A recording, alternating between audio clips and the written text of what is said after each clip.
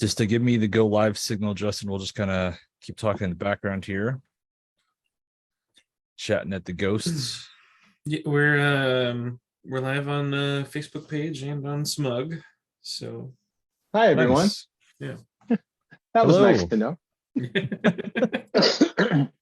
I wasn't done picking my nose.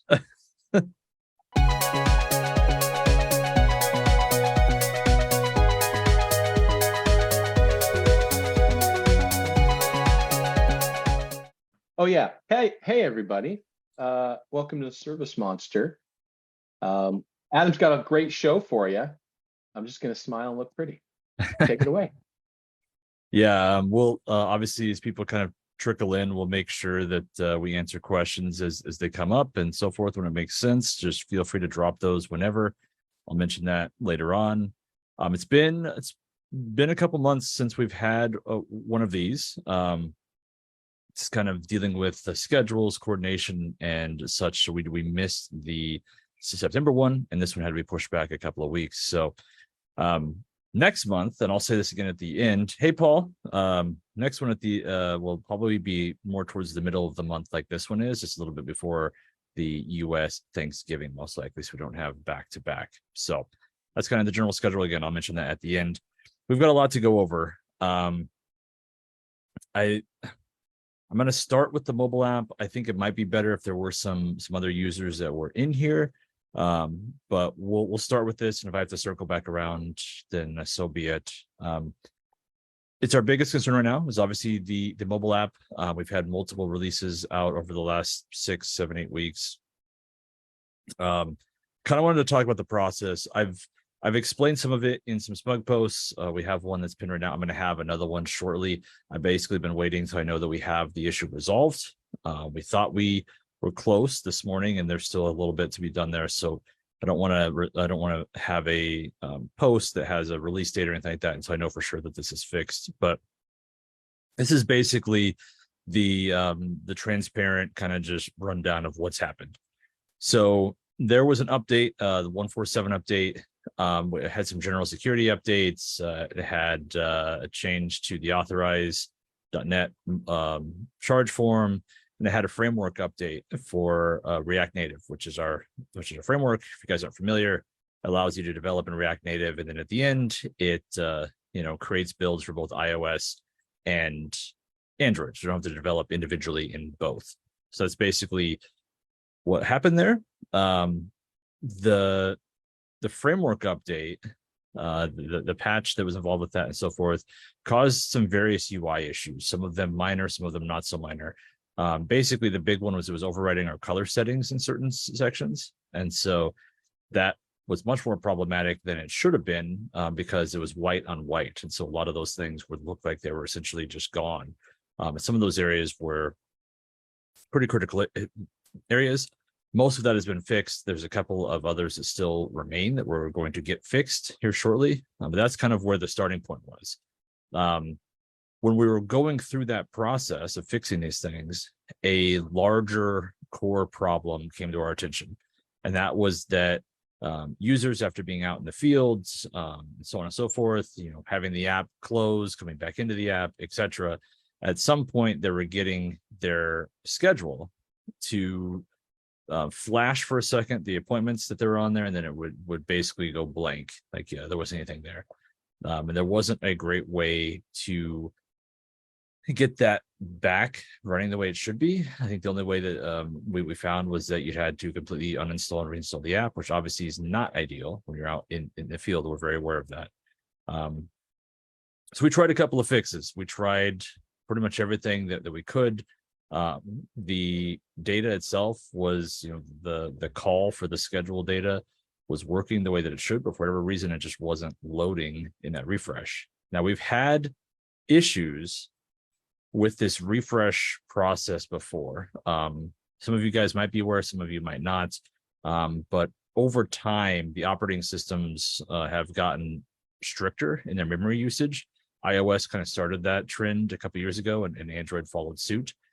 And so if you have an app that's in the background for a certain amount of time, and especially if you're using a lot of different apps, if you're kind of cycling between apps, at some point it's going to basically kill that memory so they can free that up for other things in the background. And that's why some users, especially if they were kind of only coming in and out of the app at certain points of the day, they're sometimes having unintended consequences where the app would get in a state that had to be essentially refreshed, and you would have to do that manually. So we've tried a couple of different things. We had this core issue that we already are aware about with the memory side. We kind of decided to go a little bit bigger to try and cut this off at the head instead of trying any other band-aid fixes that we were kind of throwing at the wall that weren't working. And in doing that, we basically completely revamped how the app behaves when it comes back in from the behind the scenes. Everything's been sort of shelved like that. And so the way that it works now is if you've been the app's been in the background for 30 minutes or more, when you come back in, it's going to completely refresh the data. It's not going to rely on cache data outside of very specific things like you guys don't care, but basically very important things that are tied to your company config and things like that. And so we got the appointment or the schedule issue resolved with that. Now, this is not making an excuse at all. I just want you guys to understand what happened here. When we're doing this testing, we have that 30-minute limit set to 1 minute. You guys can imagine what it would be like going through the testing and debugging process if every single time you had to wait 30 minutes to test the next iteration, right? It would not be a very efficient use of time. So everything was set at 1 minute. And in all of our tests, believe me, I was one of them who went through this whole process. QA has multiple devices that they go through both on iOS and Android, and our primary mobile dev as well on his iPhone and Android. Everything was looking great. And we got that release out. That release was the 1.4.10 release. We got that out. And the next day we started getting reports about the schedule. Hey, the schedule works, but now I try to load into the appointment and it's not working. We basically just sit there on a giant spinner. It is easy to fix. You can just close the app and come right back in and it is fixed. Still obnoxious. I completely understand that. But at least that one was a little bit easier to fix, like in the field rather than having to download. And when we were looking at this has also turned into a giant needle in haystack, because all the data is coming in as expected. The appointment data exists. It's basically just the UI loading that data. There's a bunch of, I guess, threads, if you want to kind of think of it that way, that all kind of go 1, 2, 3, 4, 5, and it just kind of builds on itself.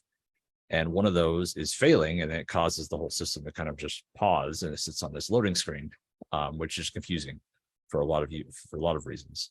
When we started testing this, we couldn't get it to repro unless we were waiting more than 10 minutes. So you can understand our frustration. We're like, oh, we didn't see this because it only seems to happen if the app itself has been out for at least a certain amount of time. So that was odd. Still not sure why that's the case, but that's essentially what got us into this state. Now, that's all fine and dandy. I know all you guys really, really care about is, when is this going to work, Adam? That's really, I know what you guys care about. We will have a build. I'm crossing my fingers shortly, whether it's later today, whether it's over the weekend, whatever that might be. Our goal is to ideally get something out early next week. We obviously need to have some QA time once we actually get the patch done. There are a couple of other things that are tied to this that will also be resolved. So that's kind of the current timeline. And then we still have dedicated time that we're polling to make sure that we can solve some of these other issues as well. So the remaining UI issues, any other reports that we're getting from kind of critical things from users that have been kind of all bundled into this build, we're committed to getting that resolved. That's really kind of the most important thing. I know that from a core functionality and feature standpoint, you guys love the mobile app. Obviously, that does not matter if you feel like you're getting crashed out or lagging on certain pages or so forth. So it's I've kind of joked in our dev meetings, this is priority 1, 2, and 3, right? So everyone who can is working on this. And like I said, it's not a simple thing to test, not a simple thing to fix, unfortunately. Our primary mobile dev is essentially stripping every single element on that page as it builds. We believe we know which one is causing the breakdown at this point. It doesn't make any sense why it's happening, but that's dev for you, which Joe can attest to. And if any of you guys are developers, you can probably likely attest to as well. So that's a way too long summary about what's going on. Wanted to be transparent with all of you guys. I really just wanted to make sure that you knew that we're committed to getting this fixed. It is absolutely dire that this works for you guys. I know how much you guys rely on the mobile app out in the field. We want to make sure that that happens ASAP. So with that said, what other things are going on for the non-mobile devs? We obviously have 6.7. Now, I know you're tired of me talking about release dates on this. You're tired of me talking about the primary features of this. We've wanted this out all summer. I'm setting right now in this thing, our release date is going to be the beginning of November there.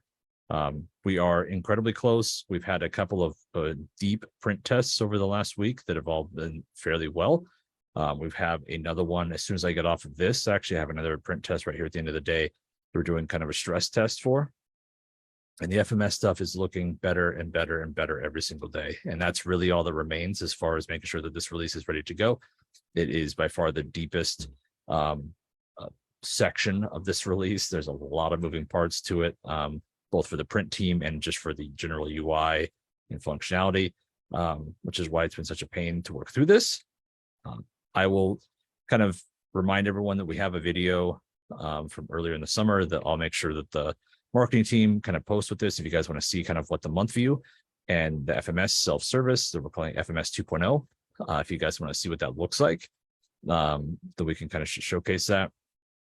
They need to go through that again, but those are the two big features we're really excited to get out there for you guys. I've talked about some of the other smaller features. There's some new merge fields like arrival windows on your order form, long form date merge fields for those who want to actually like write out the date rather than using short form. Order sales rep is another merge field that's there. We've got a new batch update tool for pending activities. So if you guys who have maybe a large group of pending activities, you want to kind of mark those as complete as a batch, you can do that.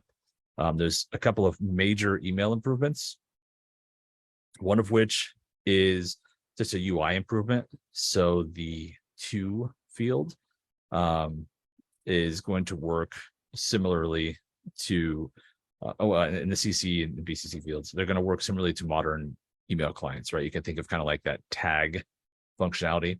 So each time you enter in an email address, it will then sort of set that email address, and it's much clearer, right? You don't have to know that a semicolon divided by a semicolon space is a divider.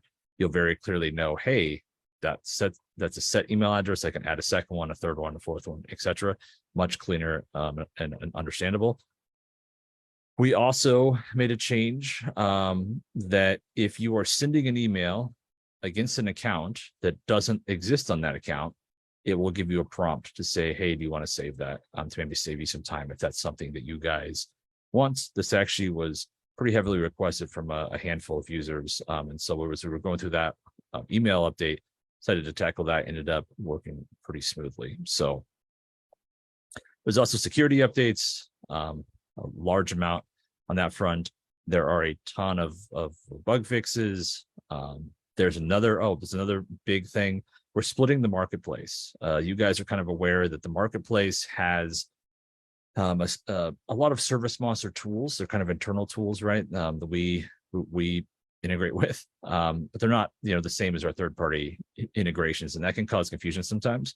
So we're splitting those. So you can see the ServiceMonster tools, everything that we build. So it'll either be a direct tool that's part of our platform, or it's something that we built.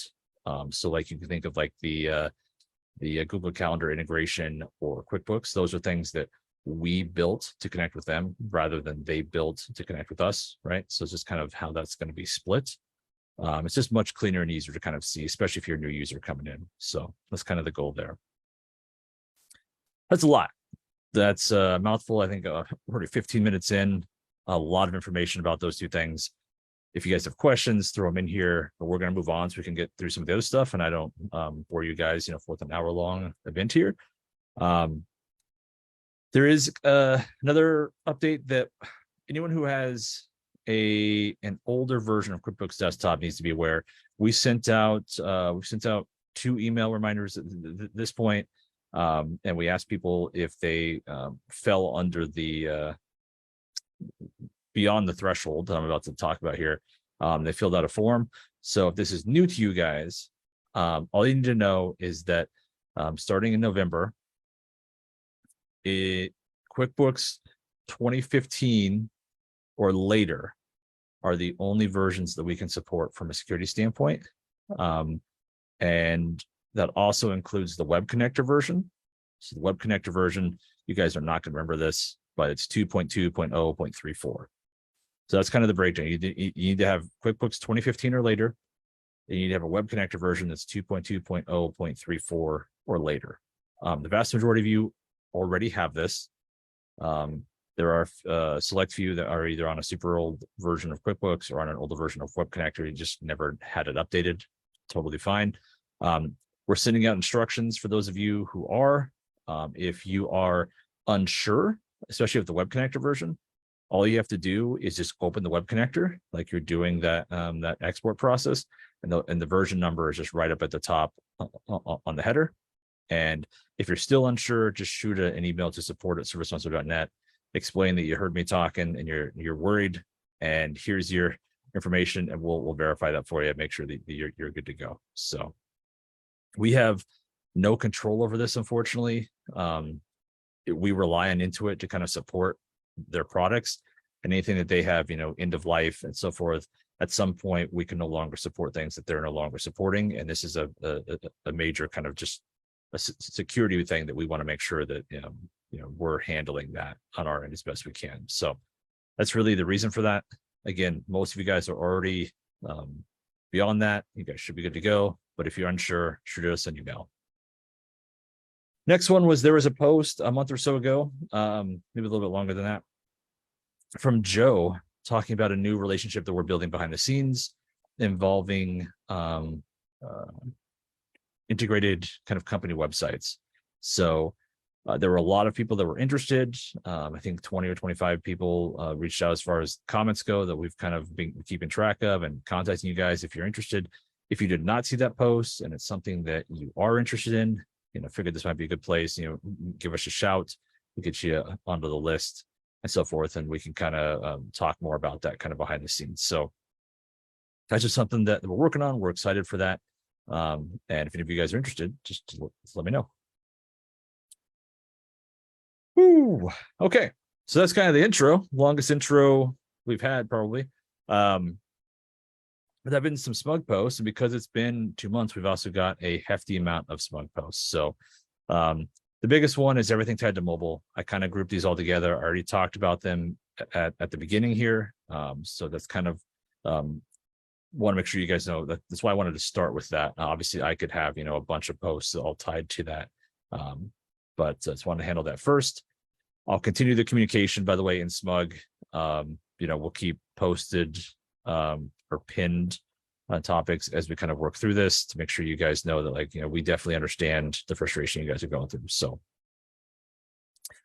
the other thing to kind of piggyback off of this, which threw a little wrench in some things, was we had 2 different posts talking about slowness issues. Then we had one user a couple of weeks ago who had kind of reported things and then kind of cleared up, and so looked more like a regional kind of connection issue.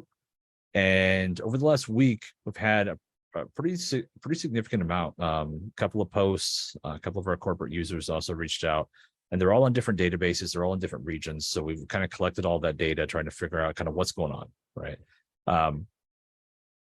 In the meantime, we have added an additional VM or virtual machine. We added that yesterday. We're going to leave that up at least all next week. We're going to kind of see, monitor kind of what the difference is.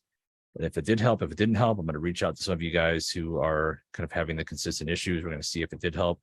We're still looking through the logs. Overall, the logs look good. Obviously, that doesn't mean a lot to you guys if you are having issues, right? It's like going into, a hardware store or something like that, and everything you need or someone else needs isn't there. Everyone thinks it's fine and dandy, but the one thing you need doesn't really mean you're gonna have a good experience, right? So in addition to that, we have found a couple of places we can optimize. So there's some heavier calls, there's some things like that that can sometimes cause strain on the database. It doesn't appear that they're maxing anything out, but there also are things that we found that we can definitely improve upon. So we're going to work on those over the next week or two. One of which I think is already going to be in place on Monday. So Monday is kind of the next big kind of target as far as getting feedback for. Mondays are usually our heaviest day just from the general load, right? So we're going to see if those help. I'm going to reach out to you guys, and then we're going to continue working on some of those other optimizations that we can, and make sure that we get this resolved ASAP for you guys. Okay, let's go over some feature stuff, I guess, with some of our next SMUG posts. We can kind of do some screen share. Maybe you guys can learn something, maybe a feature you don't utilize as much, maybe you want to. So Justin, I hope you have given me screen share capabilities. If not, please do that as fast as you can. Look at that. Look at Justin. Okay, so first that came in was from David, and he was asking if anyone's using the leads and opportunities functions, and then kind of assigning probability using the Kanban board, etc. How do you do it? Do you find it useful? Do you find it helpful, and so forth? There are a couple of people who responded, so thank you guys as always. Daniel was one who jumped out, and I kind of knew he would because I actually worked with him when he first came on board, and he uses the Kanban board heavily for his team. And another user did as well. But basically, I just wanted to kind of go through, talk about what are we talking about with opportunities or leads if you don't use either of those, and kind of how does it work, right? So, and I could go pretty deep into this. I'm not going to, just because I don't want to take up another 10 minutes of this. I'm just going to kind of show really quick highlights, and then we have some help articles that go dive into this. So between Asher and Justin, if you guys can make sure that gets linked when this gets posted as far as that chapter goes. So. Okay, so let's talk leads. Let's talk opportunities. What are we using this for? So I would recommend, if you're someone who's just diving into this, I would recommend using opportunities for larger sales, long-term kind of sales. A property manager you're trying to win over would be a good example. Any commercial work that you're going through multiple bid cycles, things like that, right? That's where I would kind of start with it. Then once you get more comfortable, then you can start kind of figuring out on what leads you feel like are worth that extra time to kind of monitor those steps. Also, this is going to probably depend on how big your sales team is. So if it's just you, maybe it's not something you need as much outside of maybe, again, those property managers and really large commercial kind of contracts, right? So what is this? How does this work? Well, first and foremost, you can kind of start this at its core from your lead list. So as leads come in, if you have, either our web form, or you have, you spent some web development and you have a web form that pulls in leads, however you're doing that. If one of those comes in, you have kind of this starting point. This test doesn't have an address, unfortunately. Probably should have added that, but there's a button down here at the bottom that says create opportunity. So this is something that I believe Daniel's team is doing. They're creating opportunities out of a large amount of their leads. Again, this is not something you guys have to do right away. This is just kind of how it works. So if you want to create an opportunity, you can do that right here. It's going to take you into the general opportunity screen. This is where you can basically, I'll just add the university website or site here so we can have something visible there. You have just a general page here that's it's a place to take notes. You can create orders, right? Once you're kind of ready to get to that estimate process. It's just got some general information over here on the right. The probability is one of the biggest ones you're going to want to look at. And you can customize this to kind of update automatically as you get more data. But you kind of want to look at this as a starting point. At each stage, as you go through the sales process, what do you think initially, what are you seeing is your probability of closing at that point? So you might have certain things, like, for example, our team has a much higher probability of closing a sale if we get you into a demo, if we can kind of go through and find those pain points and really showcase some of the things that ServiceMonster has. You guys probably are in a similar boat, right? If you can get to a state that really sells your capabilities as a team, then, if you get that actual phone call, maybe that's where your probability shoots up to 30, 40, 50%, right? So that's the kind of stuff that you can start tracking over time. But at the beginning, you can just kind of set this as kind of what you've noticed, general trends. Doesn't have to be exact, right? Sort of just helping you get that visual indicator. And the overall goal of this is that you start looking at just getting to the next stage rather than getting to the end. I used to do this when I was running. I don't know if any of you guys enjoy running or not enjoy running, whatever. But when I was in high school, I lived out in the country.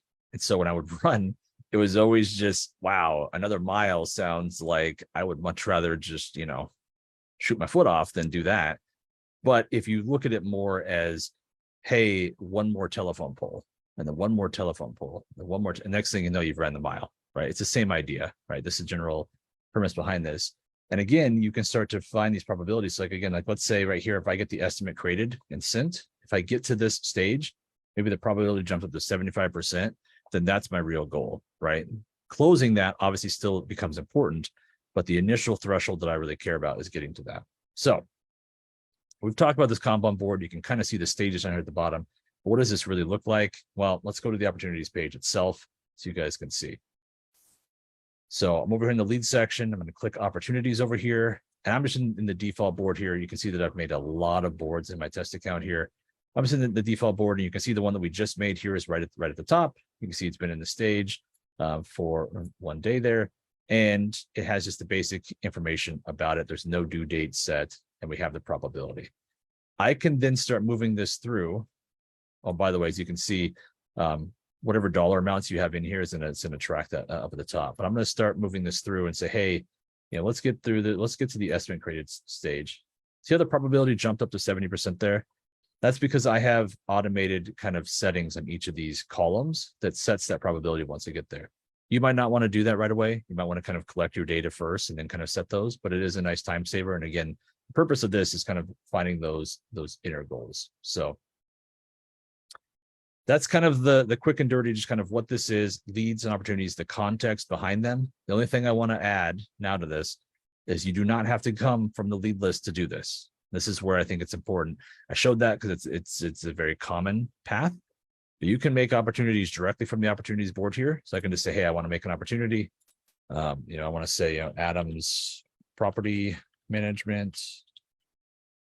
I want to say that I'll just tie it to one of my Adam accounts here. Make sure that this gets blurred out. Justin, by the way, just so that YouTube doesn't yell at us. And then you can start going through some things. You can say, hey, this is a high priority. Maybe there's some aggressive bidding going on, right? And you can just kind of say, hey, what's this contract worth? If I get this contract, it's worth $15,000, right? And then you can set what stage you want to be in. This is where all of your boards come into play. So again, this is a little bit daunting because I have so many. You can just rely on your defaults. We will link a help article that shows you how to kind of go through these and build this. Because I don't want to have a 10-minute walkthrough of this. You can kind of see that, like, hey, right now I think we've got about 20% chance. It's open. Aaron's going to be in charge of that. And I'm going to say, hey, we need to have this bid in by next Friday. You can add some quick descriptions, quick next steps. If you have a sales team you're handing this off to, hit save, and it's right there. So again, this is probably how most of you guys should start this. Just kind of work on your large commercial contracts, kind of just get a few in here, and then just monitor this, right? And kind of see, like, if you're past the due dates, add to the value, monitor the probability, kind of things like that. And then once you get, to the estimate process, you can just do that from right here. You can say, hey, I want to, link to an order or create a new one, just from this, plus button, or you can also do it directly from the order screen and link backwards. So there's a lot there. I think mostly just the important thing I wanted to talk about there was the context, right? Like, where does this come into play? How can it be useful? As you guys get more familiar with this, that's when you can start playing with a lot of really cool things. Kanban boards can be used for anything. They don't have to be used for a sales process. We just kind of built that in originally. And you can do this in a lot of different ways, right? So anything that you think is nice to have that visual progress tracked, if you've got multiple users kind of handling that, you can build the board for that. Some good ones I've seen that teams have used is, reschedules. So if there's someone that's waiting to reschedule, they'll basically, they'll put their appointment on hold, they'll move them to the on deck, and then they have a board that their team uses that, says, hey, we've called multiple attempts and they're off, right? Take them off the on deck. Rug shop's another one that we do have some plans in place to maybe improve that, but you can do a rug shop thing and so on and so forth. I'm getting deep into the weeds. Stop me, Joe. I'm going to move on. That's kind of what you guys can do with the opportunities. Again, we'll link a couple of help articles if you guys are curious there. So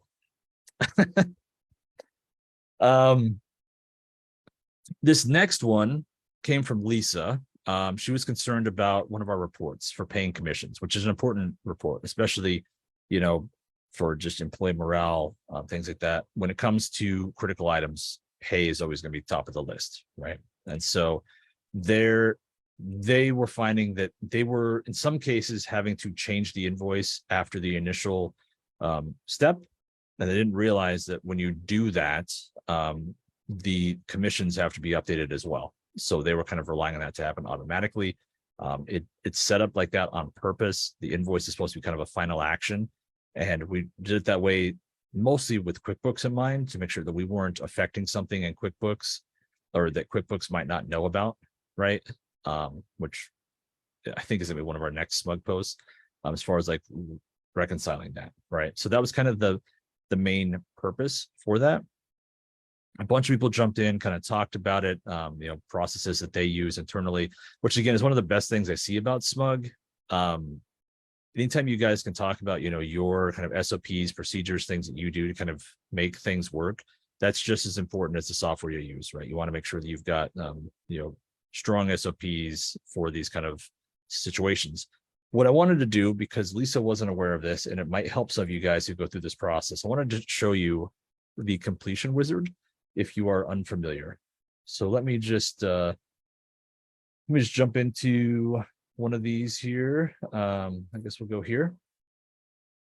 When you're on the order screen, you can also do this from the schedule, which I'll show you after I finish this.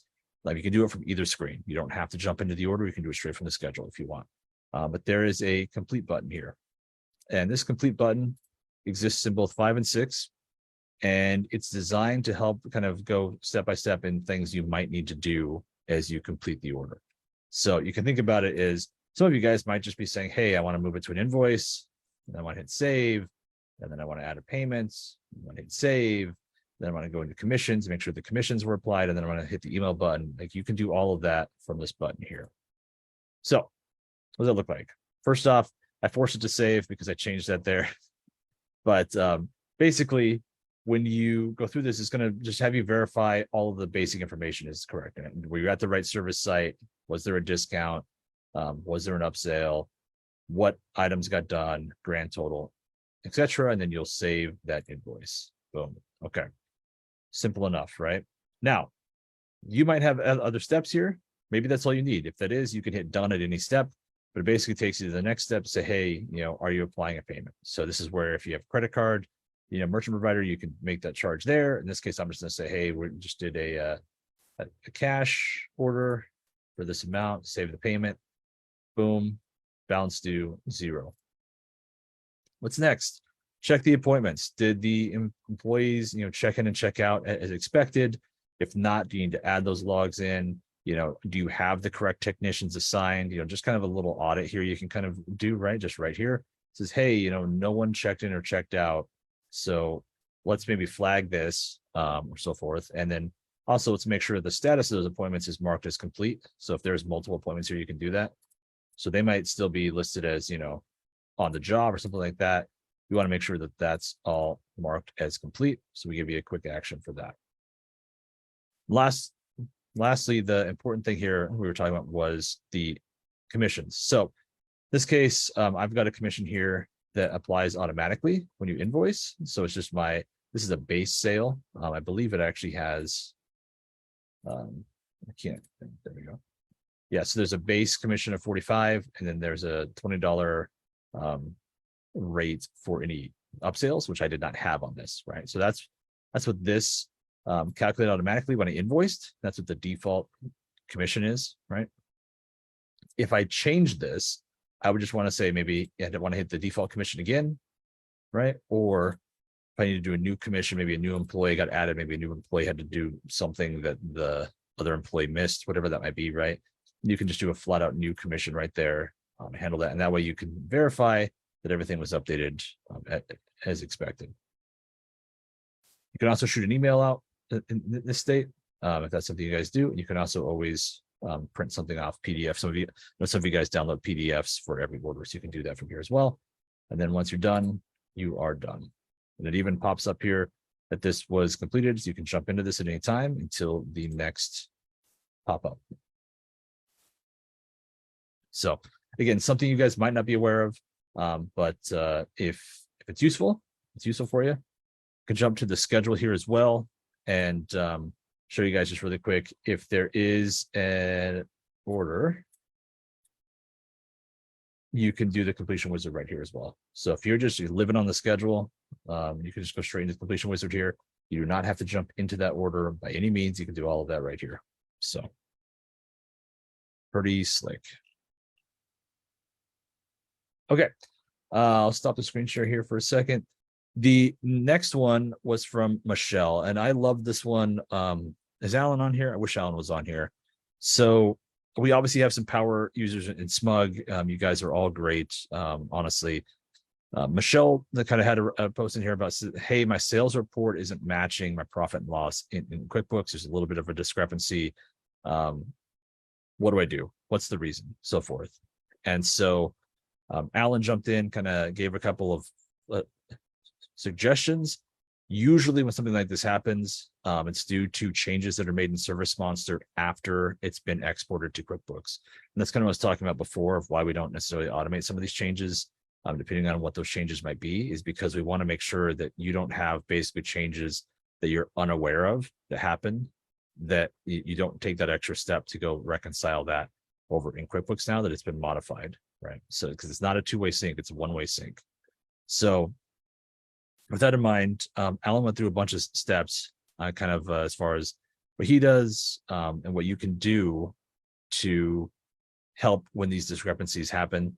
I'm not going to go through it all here because it's incredibly in-depth. It's something that we're going to reach out to him and kind of talk about, if it's something that would make use, that would be useful to have in some of our help documentation, and so forth. But he was able to get her squared away, and I really appreciate that, Alan. So we just wanted to kind of throw that out there, and also just say that these steps are amazing. So appreciation. It's really just kind of like a tip of the cap. I never wear hats, but just a tip of the cap to Alan there. So we also had one, I think, excited and happy post that I wanted to make sure was in here. Ken posted a screenshot of his company summary and said, hey, it's the first time we've seen all green ever. So his month to date, his 30 days, his 90 days, everything year over year was up, was all green, and was excited. And this is something I would recommend, if you guys have a goal that you hit or something to that effect, don't hesitate to show this if you're comfortable. Obviously, you do not have to by any means, but it's kind of good to see that, and it kind of, helps, especially when someone's just kind of starting out, and they can finally see that kind of like, hey, I am growing year over year. I'm excited with the changes that I put in place and so forth. So I always wanted to kind of give shout outs when those things happen. So keep it up, Ken. You're doing great. Okay. Next one came in from Tena. This was a post talking about their campaign filters sometimes disappearing after they run the campaign. They've had to reinvent the filters the past couple of months for a monthly mailing, and wanted to get kind of more info, engage with what's happening to anyone else. So I'm going to give just a really quick rundown of what's been going on here. There was one user, it was not Tena. There was one user that was having this pretty consistently happen with one of their campaigns on a monthly basis. We have a thing in place that's been helping him regenerate those, so he didn't have to reinvent the wheel each time. And we tried on 3 or 4 different occasions to figure out what's going on here. It's very much one of those needle in a haystack situations, and we were never able to reproduce it internally, except for one random time where one of our support reps did it, and she wasn't sure how she got it into that state. So it's sort of like, hey, it happened, and I wasn't really paying attention to why it happened, so I don't know if that's useful. I joke, but that's kind of what can happen sometimes with these, depending on where the breakdown is. So over time, we started getting additional reports. Tena was another one that came through, and unfortunately, we weren't able to run a backup to help her reinvent those. And that's why she kind of was like looking like, hey, what else can we do? And we started looking deeper into this. I kind of wanted to nip it in the bud once and for all. Like I said, it's been kind of a pain for multiple events. We spent a lot of resources trying to figure this one out. We went through, because we weren't able to actually repro it, we can't confirm, which is one of those really frustrating things. But we put in a bunch of changes that we believe will solve the issue. We believe logically where we think the breakdown is happening. Like I said, even though we're not able to see it, we kind of think where we know why it's happening. So we put a bunch of safety kind of barriers up, kind of help that, and should, fingers crossed, resolve that issue for you guys in the future. We're going to kick that out with the 6.7 release. We're going to follow up with everyone who had this happen that we're aware of, and just kind of have them kind of keep tabs on that and let us know if it happens again in the future. And hopefully we have some good news there. So, all right, this other one was from Tena as well. They were actually on back-to-back days.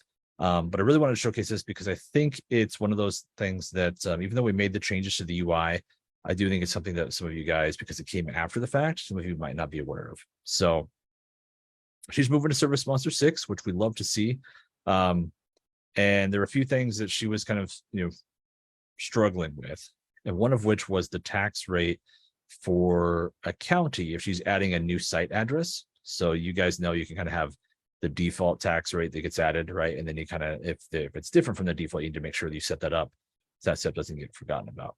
So first off, Ryan jumped in, and again, he helped out, gave some screenshots, gave some tips as far as the quick add goes. And that's, again, another really big thumbs up, Ryan. Appreciate that. And I wanted to showcase what he's talking about in case anyone wasn't aware of this. So if I go into the quick add, just like normal, we do Adam SMUG here. Not because I'm smug, hopefully, but because we're in ServiceMonster user group. I'm just gonna say, hey, I'm filling out the information for myself and so forth. Now, the first time you add to the site, it's all just kind of a one-time deal, right? But some of you guys might not know there's this details tab here.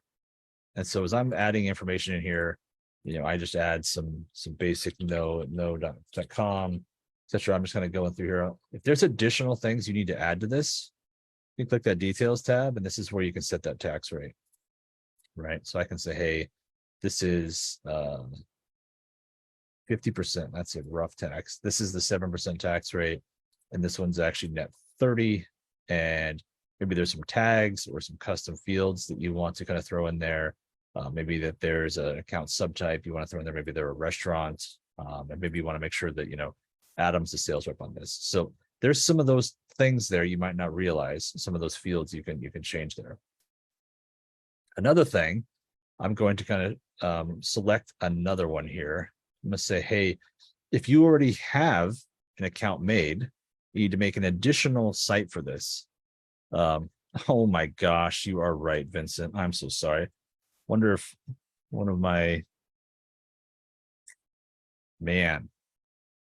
rookie mistake. Vincent and Carrie both appreciate you guys. Let's back up. I was wondering, but I wasn't sure. Could have yelled, but yeah, okay. Let's rewind this. Let's do you guys see the new Spider-Verse movies? We'll do that recap one more time. Okay, so as I was saying, when you're entering a new customer here, on the account screen, there is a details tab here.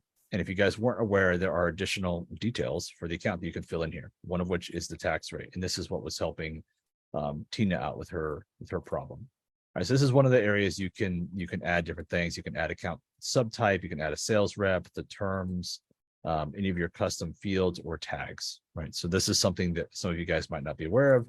You can do when you're coming through the quick add.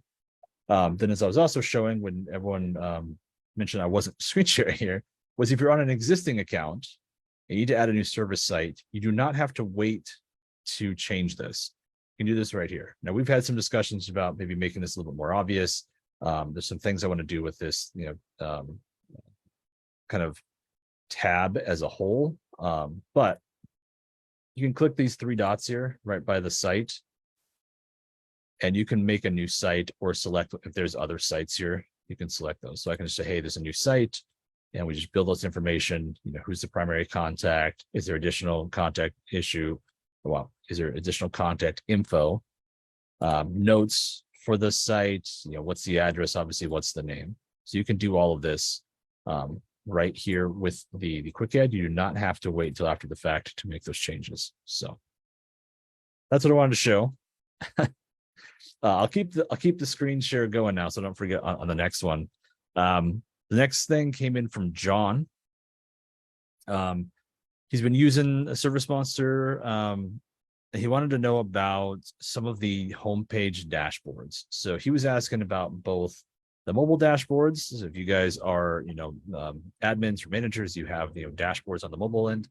And he's also asking for the dashboards here on the home screen. So I mostly just wanted to mention that all of these dashboards have this help link. So anytime you guys can click that, it jumps straight to a help article that explains what the data is, how it works, etc. And we have these scattered throughout the app. So anytime a question like this comes in, I want to kind of showcase those if you're not aware of it. Quick links. The pages themselves also have kind of a help link that takes them kind of to the general help article, and then that way you can jump into some of the other more focused help articles. So that's the main thing. John got his question answered, mostly trying to make sure he understood, clients, leads, orders, and revenue, what those stood for, what the breakdown was, the year-over-year growth or loss, and yeah, that's pretty much that. So okay. Lastly, there was a question from Tara, and talking about audits. If a technician makes a change, what the audit trail looks like. And I want to showcase this for a couple of reasons, but mostly because Mike jumped in and talked about a couple of things I thought might be good to just mention. Anytime you're looking at audits, just remember that there are audit screens on multiple pages, multiple sections of the app, depending on what the audit is tethered to. So if I jump into the audit on an account, I can see that, hey, that this account was created, and so forth. But if I go into an order, there's a different audit there, right? And that's going to show, when was the order created. This one was one of our contract recurring items, so it wasn't the best one to show because it's just a one-time thing that gets generated for whatever the contract fee is. But that audit will show any of the changes that were made to the order. And then there's also the appointment, right? This doesn't have an appointment, so let's jump back to the schedule. If I jump into the appointment, there's also the audit here. So anything that's changed as far as, the time slots, the resource, if it moved from one time to another, I moved mine from 9:15 to 10 a.m., et cetera, et cetera. So just kind of a reminder that each of those sections are going to have their own audit trail, which can help. And if you ever just want to just search for an audit and you're an admin, you can go to just the general settings. You can just say, hey, I want to look at the global audit.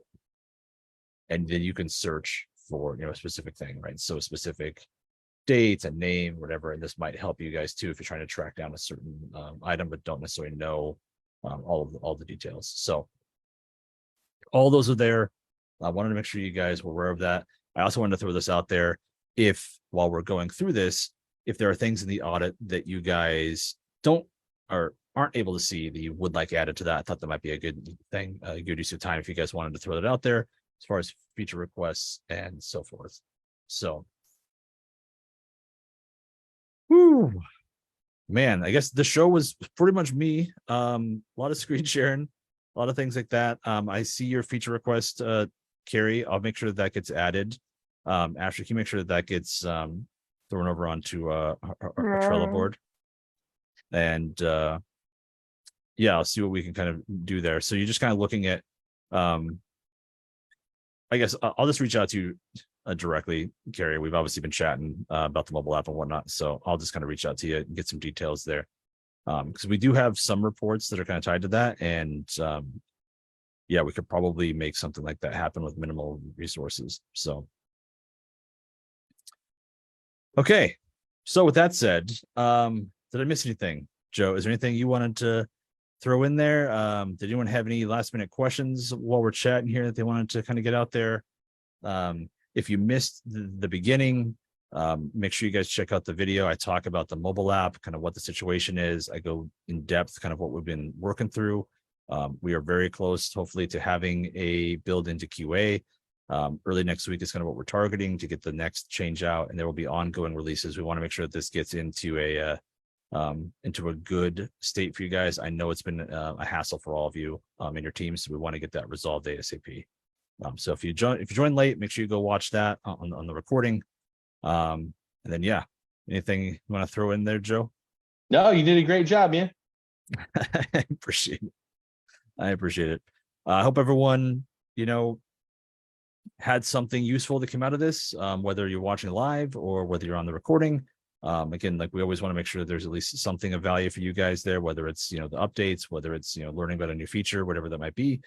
And then we're excited, like I said at the beginning, next month in November will be a little bit later in the month, just like this one was. Don't know exactly which one yet. We'll make sure we give you guys plenty of heads up ahead of time. It'll be probably the week before Thanksgiving, but I don't want to set that in stone. So we'll make sure you guys have at least a week heads up for the next one. It'll be in November. We're excited to talk about 6.7 once that'll be out. And we're excited to get these mobile things behind us. So hope you guys all have a fantastic rest of your day, fantastic weekend, etc. And I guess until next time. Always a pleasure, guys. Later.